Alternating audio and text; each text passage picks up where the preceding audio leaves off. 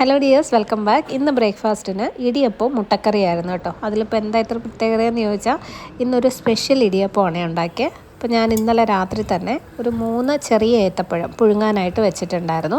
വലുതൊക്കെ ആണെങ്കിൽ 2 മതി കേട്ടോ. അപ്പോൾ ഇന്ന് പൊൻകതിറിൻ്റെ ഇടിയപ്പം പൊടിയാണ് എടുത്തിരിക്കുന്നത്. ഇത് പച്ചവെള്ളത്തിൽ കുഴയ്ക്കുന്ന പൊടിയാണ്. വേറെ ഏതെങ്കിലും ബ്രാൻഡ് ആണെങ്കിൽ വെള്ളം നന്നായിട്ട് തിളപ്പിച്ചിട്ട് അത് ഒഴിച്ച് വേണം കുഴച്ചെടുക്കുക കേട്ടോ. അത് അറിയാമല്ലോ എല്ലാവർക്കും. അപ്പോൾ ഞാനിവിടെ 1 കപ്പ് ഇടിയപ്പപ്പൊടി എടുത്തിട്ടുണ്ട്. അതിനകത്തേക്ക് ആവശ്യത്തിനുള്ള ഉപ്പും പിന്നെ ഒരു 1.5 ടീസ്പൂണോളം നെയ്യും കുറച്ച് പഞ്ചസാരയും കൂടി ഇട്ടിട്ടുണ്ട്. പഞ്ചസാര ഓപ്ഷണലാണ് കേട്ടോ, നിങ്ങൾക്ക് ഇഷ്ടമുണ്ടെങ്കിൽ ചേർത്താൽ മതി. ഇനി മിക്സി ജാറിലോട്ട് നമ്മൾ നേരത്തെ പുഴുങ്ങി വെച്ച പഴം ഉണ്ടല്ലോ, അതിട്ടിട്ട് നല്ലപോലെ അരച്ചെടുക്കുക.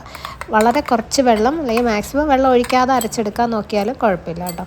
എന്നിട്ട് നന്നായിട്ടൊന്ന് മിക്സ് ചെയ്യുക. ഈ പഴത്തിന് നല്ല മധുരം ഉണ്ടെങ്കിൽ പിന്നെ എക്സ്ട്രാ നേരത്തെ ചേർത്ത പഞ്ചസാര വേണമെന്നില്ല. അപ്പോൾ ഇതിൽ ഞാൻ കുറച്ചൊരു കളറിനായിട്ട് ഒരു 1/2 ടീസ്പൂൺ മഞ്ഞൾപ്പൊടിയും കൂടി ഇട്ടിട്ടുണ്ടായിരുന്നു. എന്നിട്ട് വെള്ളം ഒഴിച്ച് നമ്മൾ സാധാരണ ഇടിയപ്പത്തിന് കുഴയ്ക്കുന്ന പോലെ കുഴച്ചെടുക്കുക. ഈ പൊൻകതിറിൻ്റെ ഈ പൊട്ടുപൊടി നല്ലതാണ് കേട്ടോ. അപ്പോൾ പച്ചവെള്ളത്തിൽ തന്നെ ഈസി ആയിട്ട് കുഴച്ചെടുക്കാൻ പറ്റും. ഇടിയപ്പം നല്ല സോഫ്റ്റായിട്ട് കിട്ടുകയും ചെയ്യും. അപ്പോൾ ഇത് നമുക്കിനി റെഡിയാക്കി എടുക്കാം.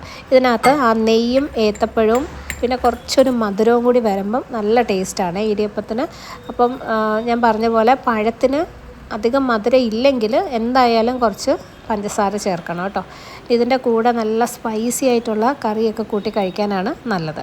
അപ്പോൾ അത് ഇടിയപ്പം ആവി കയറ്റാനായിട്ട് വെച്ചിട്ടുണ്ട്. കുറച്ച് തേങ്ങയും കൂടി ഇട്ടിട്ട് ആവി കയറ്റിയെടുക്കാം. അപ്പോൾ ഇതിൻ്റെ കൂടെ ഞാനിന്ന് നല്ല സ്പൈസി ആയിട്ടുള്ളൊരു മുട്ട റോസ്റ്റാണ് കേട്ടോ ഉണ്ടാക്കിയത്. അപ്പോൾ അതേ ഒരു മൺചട്ടിയാണ് വെച്ചിരിക്കുന്നത്. അതിനകത്തോട്ട് വെളിച്ചെണ്ണ ഒഴിച്ചിട്ട് 3 സവോള കനം കുറച്ച് അരിഞ്ഞത്, ഒരു പച്ചമുളക്, 1-2 പച്ചമുളക്, കുറച്ച് ഇഞ്ചി വെളുത്തുള്ളി ചതച്ചത് ചേർത്ത് നന്നായിട്ട് വഴറ്റിയെടുക്കാം. ഈ മുട്ട റോസ്റ്റിൻ്റെ മുട്ടക്കറിയുടെയൊക്കെ ഒരു ടേസ്റ്റ് എനിക്ക് തോന്നുന്നു സവോള നമ്മൾ എത്ര നന്നായിട്ട് വഴറ്റുന്നു എന്നനുസരിച്ചിരിക്കും കേട്ടോ.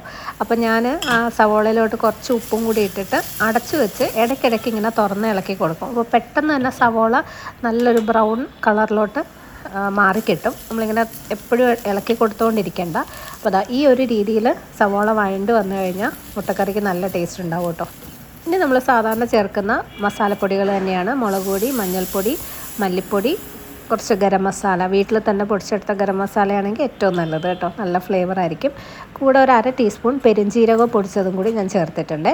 ആവശ്യത്തിന് ഉപ്പും കുറച്ചൊരു 1/4 ടീസ്പൂൺ പഞ്ചസാരയും കൂടി ഇട്ട് കുറച്ച് മല്ലിയിലയാണ് ഞാൻ ചേർത്തിരിക്കുന്നത്. അടച്ചു വെച്ച് സവോള നന്നായിട്ട് വെന്ത് ഗ്രേവി നല്ല കുറുകി വരുന്നത് വരെ കുക്ക് ചെയ്യുക. മുട്ട ചേർക്കുക. ലാസ്റ്റ് കുറച്ച് മല്ലിയിലയും കൂടി ഇട്ട് കഴിയുമ്പോൾ നമ്മുടെ അടിപൊളി മുട്ട റോസ്റ്റ് റെഡി. അതിപ്പോൾ ഈ ഒരു ഇടിയപ്പത്തിന് മാത്രമല്ല ചപ്പാത്തിയുടെയൊക്കെ കൂടെയും അത് നല്ല അടിപൊളി കോമ്പിനേഷൻ ആയിരിക്കും. അപ്പോൾ നമ്മുടെ ഇടിയപ്പവും റെഡി ആയിട്ടുണ്ട്. ഇത് ശരിക്കും ഇപ്പോൾ കറി ഇല്ലാതെ തന്നെ കുട്ടികൾക്കൊക്കെ കൊടുക്കാനാണെങ്കിൽ തേങ്ങാപ്പാലും ഈ ഒരു ഇടിയപ്പവും കൂടി നല്ല കോമ്പിനേഷൻ ആയിരിക്കും കേട്ടോ.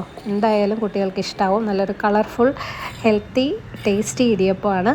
നിങ്ങൾ മസ്റ്റായിട്ട് ട്രൈ ചെയ്ത് നോക്കണേ.